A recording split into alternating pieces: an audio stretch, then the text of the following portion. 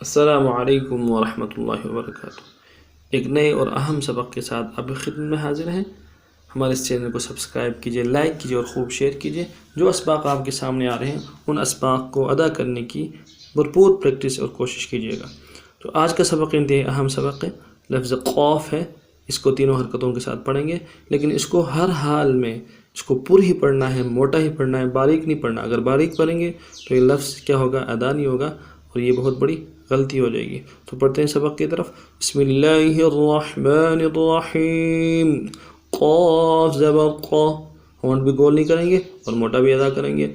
قاف زبر قا، قاف زبر قا، قاف زیر قی، قاف زیر قی۔